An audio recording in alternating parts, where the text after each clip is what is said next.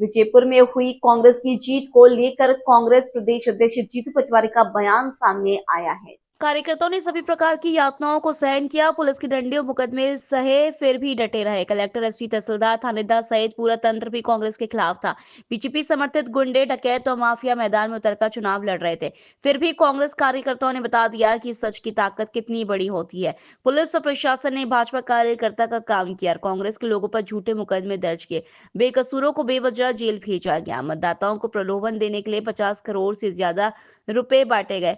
उसके बाद भी बब्बर शेर कार्यकर्ताओं ने इस जीत को कांग्रेस की झोली में डाला है। मैं कांग्रेस के एक एक कार्यकर्ता के सामने नतमस्तक हूं। इस जीत का श्रेय बाबा साहेब अंबेडकर के संविधान और कांग्रेस के कार्यकर्ताओं को देता हूं।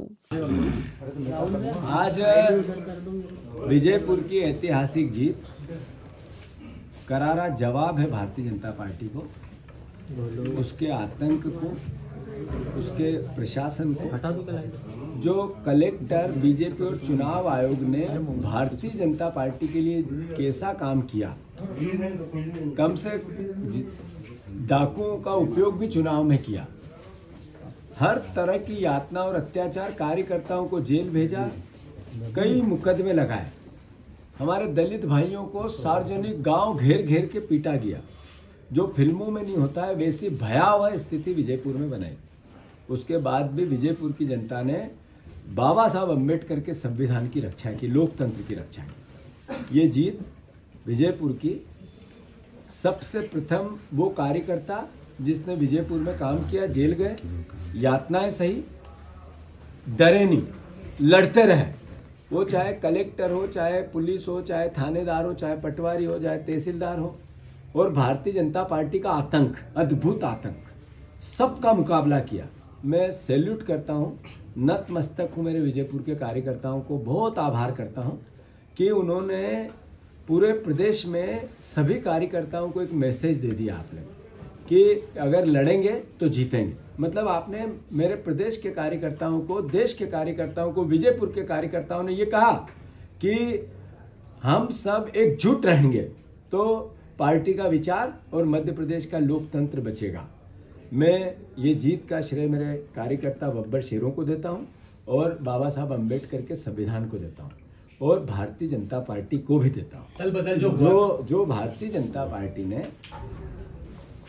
5 गारंटियां, मोदी गारंटी कही थी, 1 साल में पूरी नहीं की, उसका तमाचा है ये। आपने गेहूं के दाम नहीं दिए, आपने धान के दाम नहीं दिए, आपने 3000 बहनों को बोला था वो नहीं दिया, आपने 6000 सोयाबीन के नहीं दिए, आपने 450 का गैस सिलेंडर नहीं दिया। विजयपुर की जनता ने संदेश दिया कि आपने झूठ बोला और वोट लिए। अब इसका आपको नतीजा, विजयपुर का मंत्री होते हुए भारी बहुमत, भारी भरकम आपको चुनाव हराया इतने आतंक के बाद। तो मैं फिर से, मोहन यादव जी, आप पर्ची के मुख्यमंत्री हो, आप जनाधार के मुख्यमंत्री हो ही नहीं। आपको चुना गया था शिवराज जी को, आपको पर्ची से बनाया गया है। तो इस नाते अब भी, चूंकि आप मुख्यमंत्री हो, हमारे भी हो, प्रदेश के हो, एक एक जन के हो, मेरे जीतू पटवारी के भी मुख्यमंत्री हो, किसानों के वादे पूरे करो, 3000 बहनों को दो। ये संदेश है आपके लिए। हमने कहा था सरकार नहीं बदलेगी, चलनी चाहिए सरकार 5 साल, अच्छी चलनी चाहिए, हम विपक्ष की भूमिका निभाए, पॉजिटिव, सकारात्मक निभाए, मोहन यादव जी को सहयोग करें, बीजेपी को सहयोग करें, पर आपने जो कहा आप पूरा करो, बहनों के आबरू बचाओ। ऐसे बुधनी में 1,30,000 वोट से लोकसभा में हम पीछे थे। इसका मतलब है कि 5000 की हार जीत पे चुनाव चल रहा है, यानी अल्टीमेटली लूटा जा रहा था चुनाव। जैसे विजयपुर में लूटा जा रहा था, ऐसे बुधनी में भी। शिवराज जी भी जनाधार से नहीं जीतते थे, वो बुधनी में चुनाव लूटते थे। उसका इस बार हमने हर बूथ पे मेरे कार्यकर्ताओं ने बुधनी के चुनाव लड़ा, हम बरोबरी पे आ गए। जब 20 साल का मुख्यमंत्री 1,30,000 की जीत अर्जित कराता है, वहाँ 5000 की हार जीत पे अगर पार्टी आई है, कांग्रेस आई है, तो मेरे कार्यकर्ताओं ने कितनी मेहनत की होगी।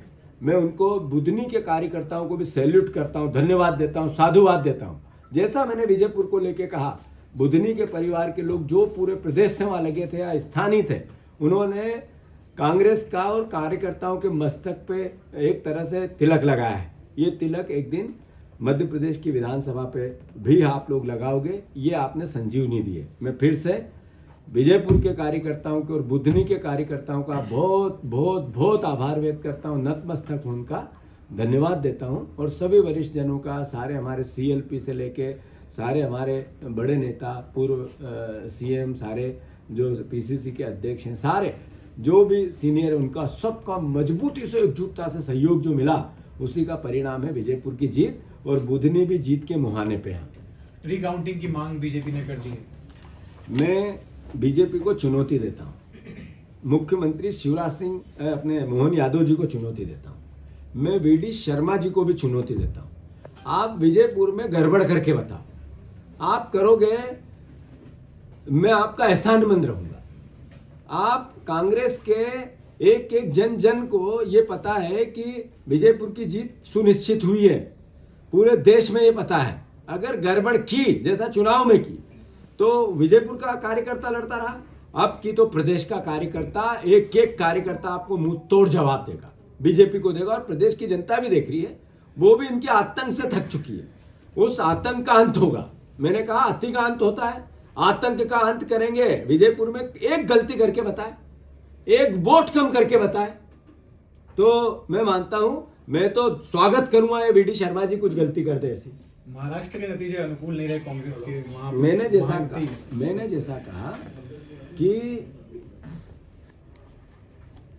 महाराष्ट्र में नरेंद्र मोदी जी ने जिस तरीके की नफरत और घृणा, और एक सीट पे 50 करोड़ रुपया, नफरत की भाषा देश का प्रधानमंत्री माइक पे खड़े होके बोलता है, कटोर बटो, फिर 50 करोड़ का तड़का लगाता है, लाडली बहना को अलग से लालच देता है, और इसी कॉम्बो से जीतने की कोशिश होती है। मध्य प्रदेश इसको भोग रहा है, महाराष्ट्र भी एक दिन भोगेगा।